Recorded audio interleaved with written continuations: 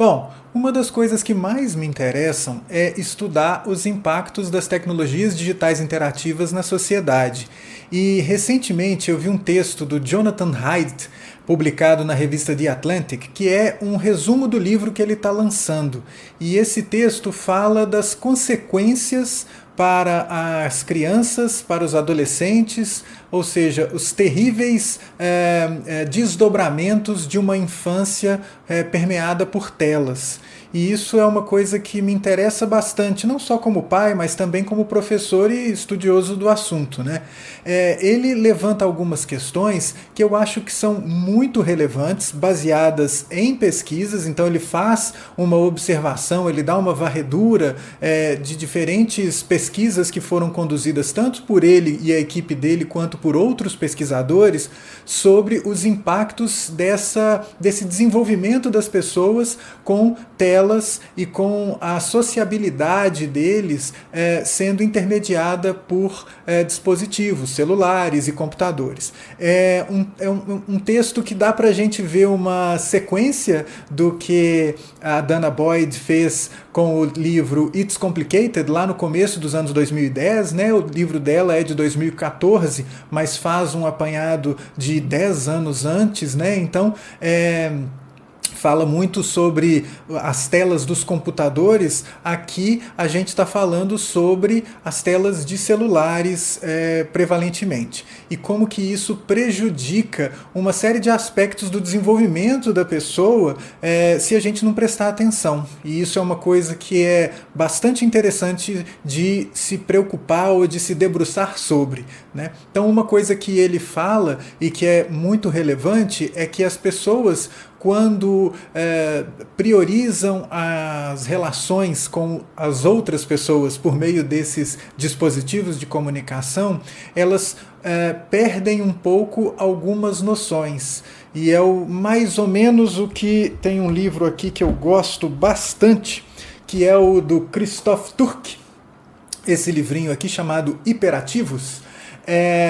O Christoph Turk, ele é um alemão, e ele fala uma coisa que bate muito com o Jonathan Haidt fala, né? Que as pessoas, quando elas têm um contato muito íntimo e constante com essas tecnologias digitais interativas, elas perdem algumas capacidades, por exemplo, de esperar. Então o Jonathan Haidt fala da incapacidade de esperar os outros falarem, e aí o discurso, aquela lógica de interação interpessoal fica um pouco perdida também. Isso é uma descoberta muito interessante que ele relata. E o Christoph Turk, ele fala disso relacionado ao nosso consumo de mídia. Como que o fato de a gente agora ter acesso às coisas num grande volume, as informações, né? Ele dá o exemplo de como que num contexto antes da internet, a gente precisava esperar os próximos capítulos das séries, a gente precisava esperar uma foto ser revelada, e isso fazia com que a gente desenvolvesse uma relação diferente com a mídia. E agora que está tudo disponível o tempo todo para a gente, ao mesmo tempo que isso é muito interessante, muito fascinante, isso deixa a gente mais ansioso e perfeccionista. A gente quer as coisas imediatamente e a gente não se contenta com o resultado que tem. Então a gente vai querer fazer as coisas repetidas vezes, por exemplo, tirar uma foto. A gente vai querer tirar essa foto várias e várias vezes até que ela fique boa. Num contexto, lá o Christoph Turk fala, num contexto anterior a gente tinha que esperar a foto, o rolo terminar, né? Então a gente tirava as fotos não muito rapidamente, porque custava muito caro fazer a revelação e ampliação, e a gente tinha que esperar, a gente tinha que lidar com essa espera. E ele fala que com o digital a gente perde essa habilidade. É mais ou menos uma coisa relacionada com o que o Byung-Chul Han fala, tanto no Enxame, no Sociedade do Cansaço e no Sociedade da Transparência. Ele fala isso nesses livros, né? E eu acho que tudo meio que se relaciona, que é o seguinte: a gente, quando está priorizando as relações por meio desses dispositivos de comunicação, a gente perde algumas capacidades. por causa da moderação algorítmica das plataformas sociais, por exemplo, a gente perde a capacidade de lidar com aquilo que é diferente. Isso é o que o Byung-Chul Han fala. E isso se reverbera também na dificuldade das pessoas em lidar com ideias antagônicas, né? Com ideias que são diferentes das que a gente tem nas nossas cabeças, né? E isso também bate lá com o que a Dana Boyd fala e também com o que o Christoph Turck fala. Então, olha, percebam que esses 4 autores que eu estou citando aqui, eles falam de coisas que são mais ou menos semelhantes, né? A gente, com as tecnologias digitais interativas, a gente vai perdendo algumas capacidades, que são a de compreender tempo das coisas. A gente quer que as coisas aconteçam no nosso tempo, afinal de contas o feed atende sempre às nossas necessidades, então quando a gente está ali exposto ao feed o tempo todo, a gente quer que tudo funcione tal qual o feed das plataformas sociais que a gente mais gosta, né? Falando das plataformas sociais que são exploradas comercialmente e moderadas algoritmicamente, né? Sortidas e selecionadas ali as postagens algoritmicamente.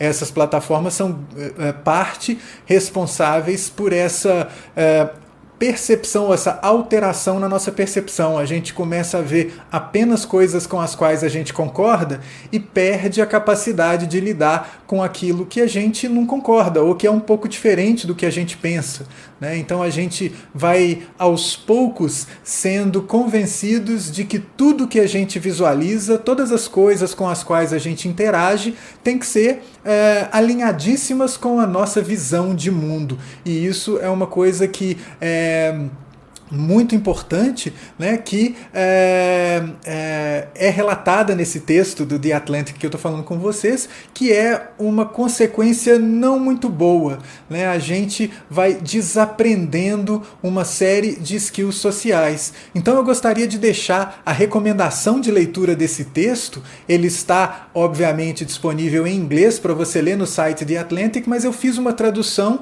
e deixo aqui disponível para você ler também. E vamos discutir o que você acha. Você concorda com essa percepção de que a gente está menos paciente, que a gente está mais ansioso? Eu entendo que a gente tem percebido isso no jeito que as coisas se desenvolvem nessas plataformas. Como que é muito fácil uma conversa, um diálogo escalar para um debate mais acalorado e, eventualmente, palavras mais agressivas são proferidas. Enfim, as pessoas estão, eu percebo isso, né, com um pouco menos de paciência para conversar com os outros.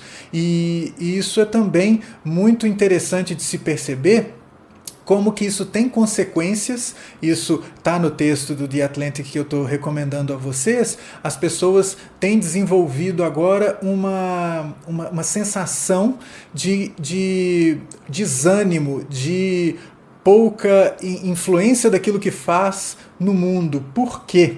Aí, de novo, algumas relações com o que o Byung-Chul Han fala, né? O Byung-Chul Han, ele coloca lá no Sociedade da Transparência, no Enxame, no Sociedade do Cansaço, a ideia de que a gente está se expondo excessivamente nas plataformas sociais. E essa exposição, ela é selecionada, obviamente, porque a gente quer sempre mostrar o que de melhor acontece com a gente, o que de melhor a gente faz. Então a gente coloca nos nossos feeds ali, né, nos nossos perfis, aqueles melhores acontecimentos das nossas vidas. E quando as outras pessoas estão consumindo essa informação, aos poucos elas vão perdendo a ideia de que isso é uma fração da nossa vida, uma fração selecionada, né? E acabam achando que isso é a realidade, e isso causa uma ansiedade muito grande. E aí eu vou trazer mais uma autora, que é a Paula Sibilia, lá no Show do Eu, que ela fala uma coisa muito interessante também, que é quando a gente está relatando, né, quando a gente se apropria das plataformas sociais e começa a contar as nossas histórias, a gente é protagonista e narrador ao mesmo tempo.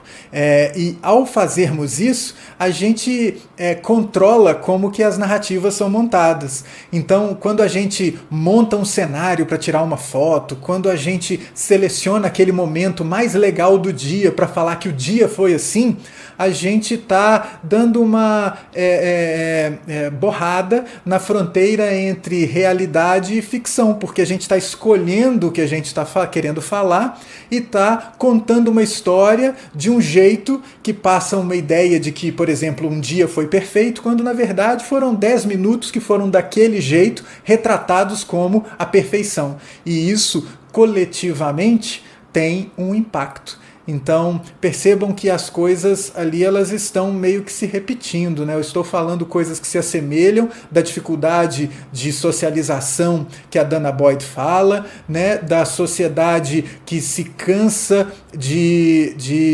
tanto se expor ali no Sociedade do Cansaço, a Sociedade do Cansaço falando dessa disponibilidade da gente tem que estar o tempo todo em performance, né? Como a Paula Sibilia falou, né? Contando uma história.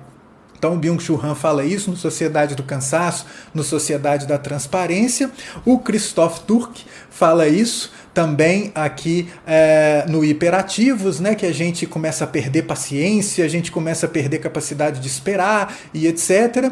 E agora no texto do The Atlantic, que o autor ele fala de como que isso tem consequências no crescimento, na formação da personalidade. Então eu chamo muita atenção, acho que vale muito a pena fazer uma leitura nesse texto e, quem sabe, né, agora esperando a publicação do livro para poder ler o livro inteiro. É isso aí, fica essa dica, ficam essas dicas e vamos conversando. Um abraço!